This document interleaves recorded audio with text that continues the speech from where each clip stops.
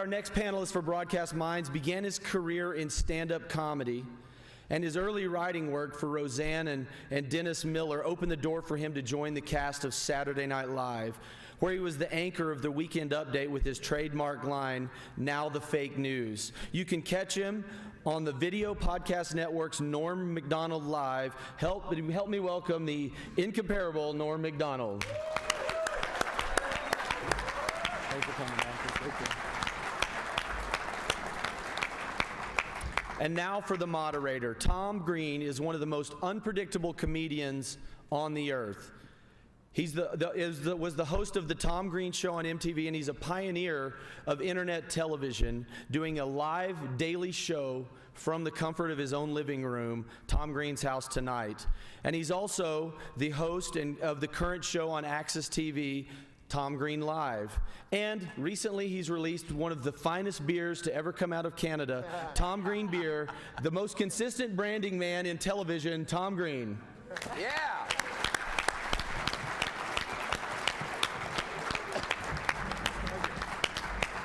Bill Nelson. Hey. How are you, Norm? Of course. Callie, how are you? Criss. Hey, how's everyone doing? Welcome to the Broadcast Minds panel. You guys ready to have a good time tonight?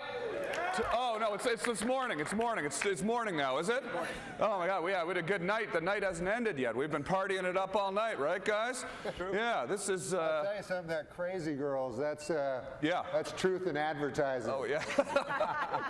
So this is exciting. We're going to have a conversation here today about television and broadcasting. And what's exciting about this is everybody here has taken their passion in life and turned it into something amazing. Yeah, we've all built our own little television studios as well, right? Yes. All four of us have built our own little television studios using consumer electronics, new technology. TriCaster. Norm, you're doing the video podcast network and the Norm Macdonald Live show using a TriCaster. Callie, you have a TriCaster. You have a TriCaster. Is it more fun doing it on your own, producing the show yourself? Your new podcast is completely independent, and or do you prefer broadcast television? No, I prefer narrowcasting because, like when I first came to Hollywood, I met Richard Pryor, and I remember he said this thing. He was like, because I said, everybody loves you, And he's like, I can't do Richard Pryor, but he's like, no, they don't. Yeah. I'm doing Cosby. He said, no, they don't. He goes, what? He goes, only 1 in 10 people even know me, and only 1 in 100 like me. He goes, but that's enough. Because it's, and I thought about, it's like 3 million people, And so that's what's cool about like you having your own narrow casting thing is they only tune in for you, So if I go on Letterman, they're going to see Letterman, They're tuning in to see Letterman. I'm the guest. They might like me. They might not like me. I don't know about that. Everybody likes you, right? Everybody likes you.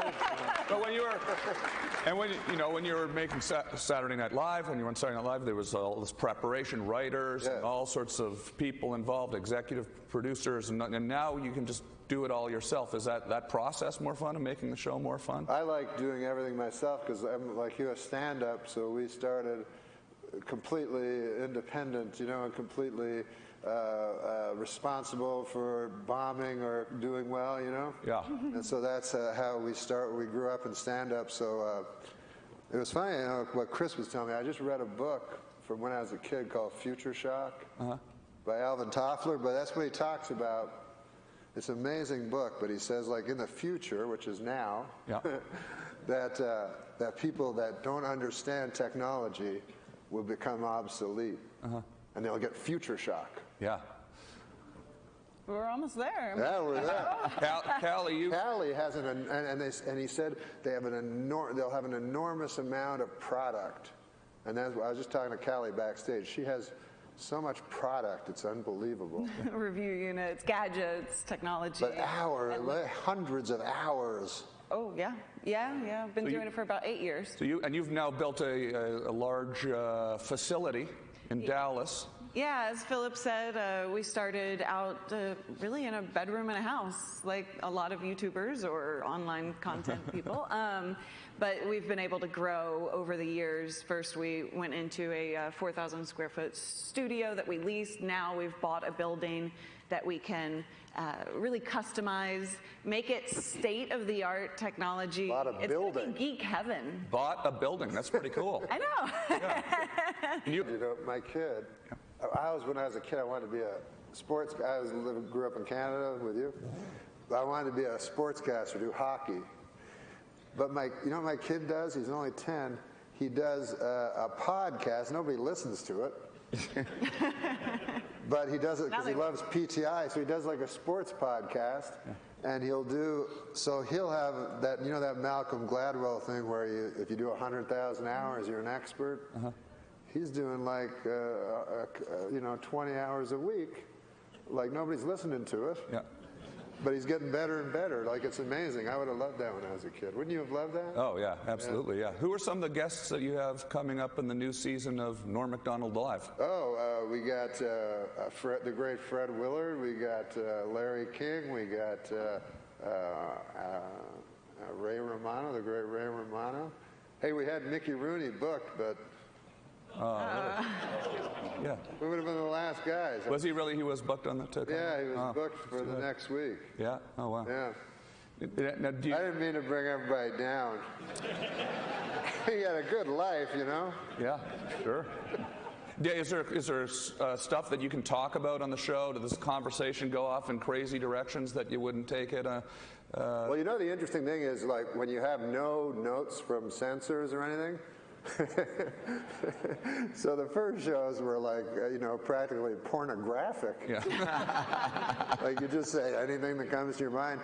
So you have to, censor yourself. Like, You have to decide who your audience you want to be, Yes, who they yes. are, and where you want to go with Exactly. it, and then you have freedom. But you have to, you have to sort of give notes to yourself. Yeah. Like, there was a great Bob Dylan line. He said, what do you say? If you live outside the law, you must be honest. Yeah. You know, so that's what I think. Like, if nobody's telling you what to do, you gotta do it. You gotta tell yourself Right, what's right and wrong. You know. Right, yeah. Now, Callie, it might be interesting from your perspective to tell people like how you've built up what you do from scratch. You started this in your house, and she makes money. And you make money, yeah. I use a service called Patreon, and I don't know how many viewers are out here right now, but we have so many people who are willing to support the show on a monthly basis just because they love what we do. They get the show for free, and they will always get it for free, but they continue to just give us money because they love it. And they do? want to be part of the family. Patreon? Patreon, exactly. Criss, you like using Twitter? I do use Twitter. Norm, you like using Twitter? I use it all wrong, but yeah. We all enjoy using Twitter. How often do you tweet, Norm? I notice you. I follow you on Twitter. Yeah. You're often tweeting in the middle of the night. Yeah. Do you just wake up sometimes in the middle of the night and just feel the urge to tweet? Yeah. Yeah? Well, you know what I like to do? Because I like tweeting, and then mostly I like reading my fans, a lot of who hate me. I don't know why they're following me, but that's what's actually interesting. Like, I remember when I was on Saturday Night Live, Lorne Michaels told me the first year, he goes, people will come up to you in the street and say they like you and you'll think you're popular, but the people that hate you don't come up to you. And I was like, oh. So every time a guy complimented me, I go, oh, that guy probably hates me over there. But then, it's true. Yeah. Because when you get Twitter, you're like, oh, I see. Yeah. Now Some people like me and some people hate my guts. Twitter has given us all so much more access to all of those millions of people that hate us. Yeah. And none of In them, my case, I'm speaking none of for them myself. have, like, at first I was worried that they'd come and murder me. Yeah. Right? Yeah, sure. Yeah. That's never happened yet. Yeah. It Thank seems God. like when they break down the barrier between the fans and the performers, the psychopaths they like that. Yeah. I hope Criss pulls a rabbit out of his hat later. I pull that sometimes out of my ass. I know people that have gotten, when Twitter started, they got TV shows because they had 4 million followers, and they go, the TV network goes, oh, 4 million people will watch the guy's show immediately. It doesn't work. I know a headline magician in town that literally buys his Twitter followers. Yeah. I won't say who it is. Wow. But buys his Twitter followers. You've inspired me in so many ways because of what you did, back in the day before it was popular, before people were doing it, was really something. Tom was before his time. Yeah. Giving people the opportunity to kind of control your destiny, right, with a camera. I just say never build a TV studio in your living room. Never do it. Do it in a park or something before you do that. But Don't you find also being before your time, like you always are, doesn't pay a lot? yeah. The pioneers leave with the arrows in their back. Where did that come from? That sounds painful. I don't know. I just made that up. No, somebody told me that once. No. Sounds like the search. So Norm, let's talk about the technology for some of the technology you guys are using, the actual equipment, and then after that we can actually open it up for some questions. We can take some questions from the audience. But like, what equipment are we using here? We're using TriCasters, cameras, right? We're using cameras. And the cameras give you the picture. yeah. Well, what's great about the new Microphones. The sound goes through the microphone. Oh, wait, you're supposed to have a down the microphone? wire into the TriCaster. I did a stand-up special, and like I did the other times I've done stand-up specials, the networks do it, And I always hate them, so they'll have like a crane shot, like swooping down, and that's their big thing. They want to do a crane shot over. And it's just me. Doesn't distract the audience at all with the crane. Yeah, so you're trying to do a joke, and a crane's coming at you. All they're paying attention to is the crane. So I said, I don't want to do it. Like, I want to do it in a small club. I want to do it my own way.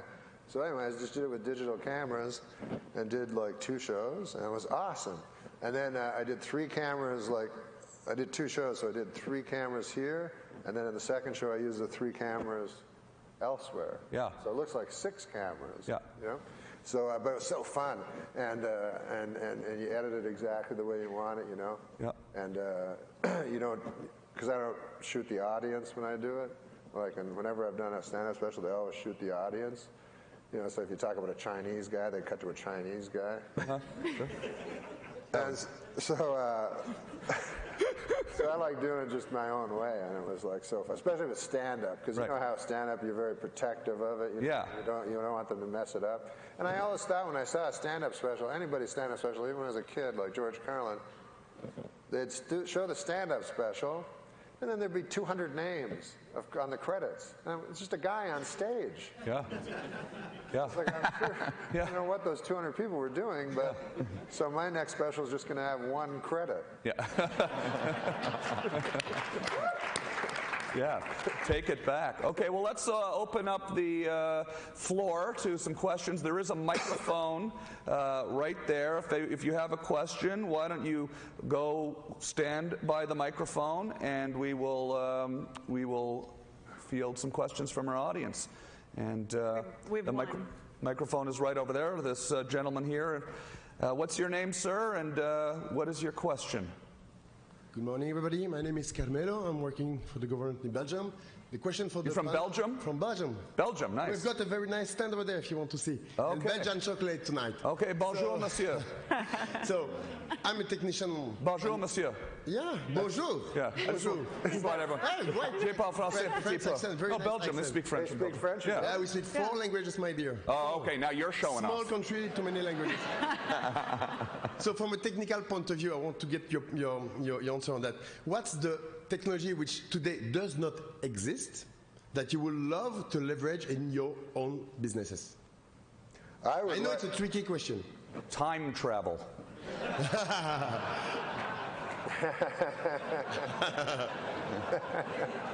I cannot make this one. We all have time travel forward. Yeah. Yes, that's. Actually, we have time travel backwards because what is on YouTube Yes. is always there. Whatever you do is always online, right? That is a good Go question. back. That is, I'd like, you know what I'd like to do is Sims, because I do a lot of, I'm a degenerate gambler. This guy showed me how to do Sims, you know, which is like, you know, you play the game. If it's a basketball game, you play the basketball game 10 million times and see exactly what will happen. yeah. And so I've become obsessed with Sims.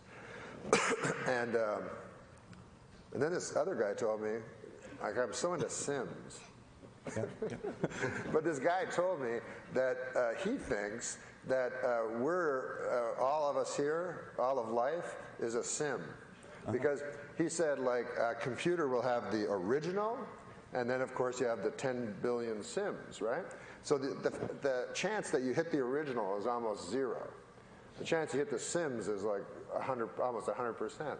So he said the odds are that we are a sim. This panel is not actually happening right now. No. Or it's happening. It's a pale, like, variation of an actual four really cool people. You know what would make things a lot easier is lighting. Like, I find lighting enormously burdensome in everything I've done. You know what I mean? Yeah. Everything about video is burdensome. Yeah. Production. But if there was, like, some of these cameras need less lighting now. Oh, yeah. And I wish they'd come to a day when there was no lighting necessary, because It's radio.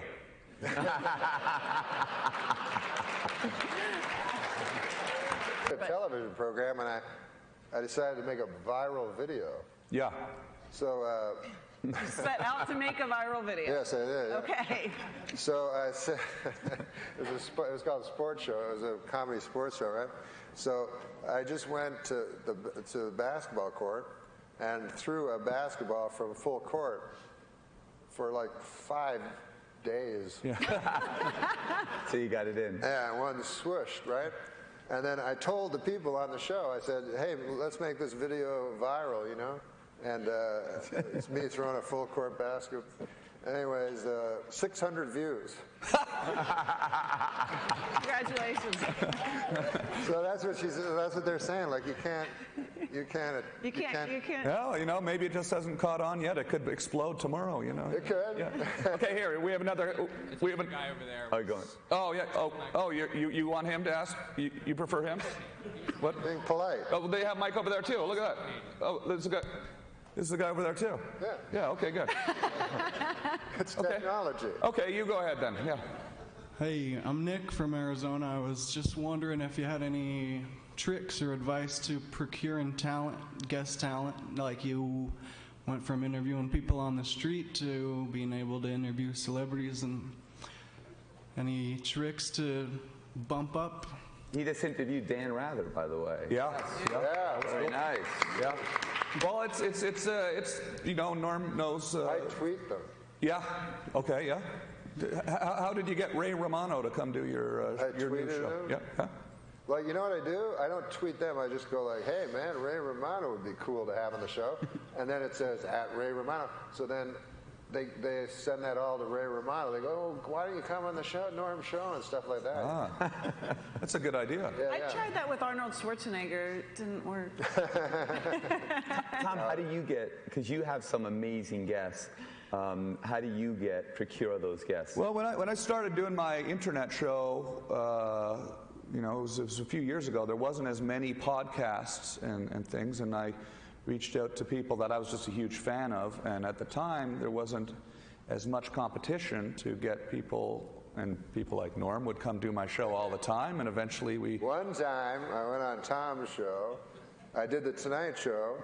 Remember that? Uh-huh. I did the Tonight Show, which is taped at 5:30, and his show is live at 9.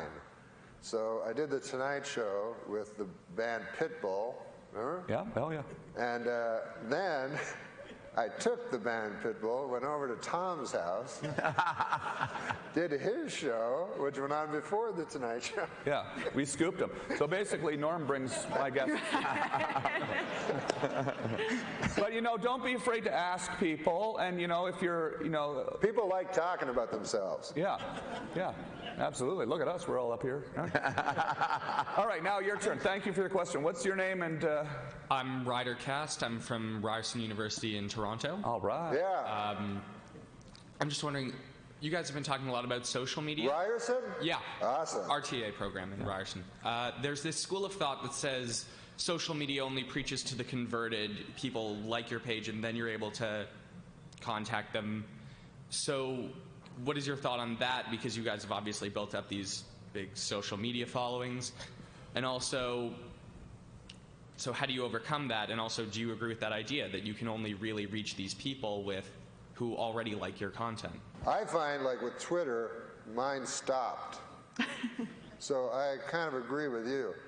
It stopped at a certain amount, and then grew very incrementally from there. But Maybe you should like oranges instead of bananas. What? Maybe you should like oranges instead of how do you know that? That's his Twitter bio. But yeah, I don't know how. I'm with him. I don't know how the fuck. I'm sorry. No, it's we're all big boys here. Okay, so let's go over here. Thank you for your question, Ryerson. Okay, let's go to this. We'll go back and forth now. Yeah. Ryerson. Hi, I'm Neil Scott from Calgary, Canada. Hey, everybody's from Canada. I'm feeling left out. A lot of Canadians out here. Okay, Too my many. comment, Okay. my question is prompted by what Callie said earlier about content that you put out there stays on the internet forever. So the question I have for all of you is, how do you manage content that's out there that no longer fits your brand or you wish you hadn't said in the first place? Yeah, like I never should have humped that dead moose. There's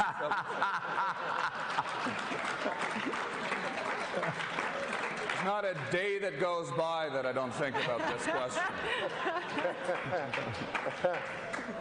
And also, if you do, like, because I do stand-up like Tom, we go around the country, and so radio stations will interview, you do like 4 or 5 radio stations in the morning, and then they have their cameras, and that goes on the internet. So wherever you are, and you're in the morning, and you don't know what you're talking about, you say some crazy thing.